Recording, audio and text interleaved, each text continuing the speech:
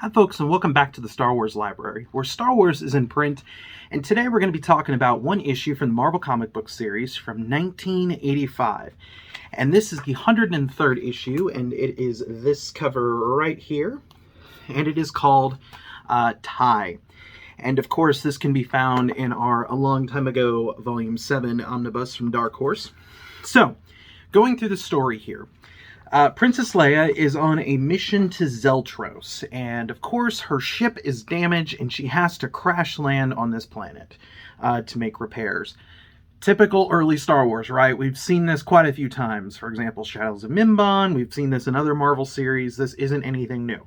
Anyways, so she comes and actually finds an injured Nagai, and his name is Ty. And basically, they try to find how to communicate, or trying to figure out how to communicate with one another. That's what they're trying to do. So a lot of this is Leia's thoughts. She's, thinking all of this stuff. And so he freaks out because, he freaks out because he thinks that he's going to be tortured. And so we see that in flashbacks of why he would think that.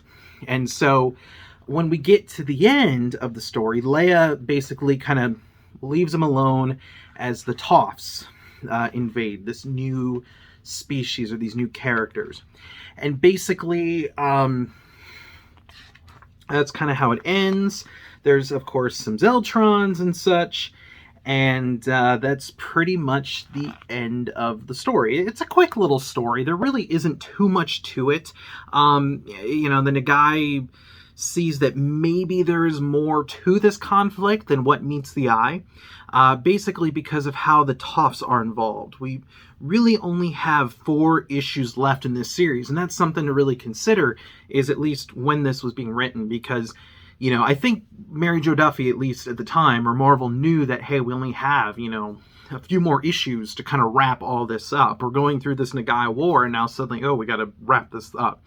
So it feels, these last couple issues you're going to see, when you read them, they feel very, very fast-paced, and they're going very quickly. So do not expect this, in-depth character storytelling like some other EU stories, especially EU comics, because unfortunately they're trying to get this taken care of. It's not bad, but it's it just kind of feels like, hey, the clock is ticking for you, Marvel. So they have to hurry up, and they do, which you'll see.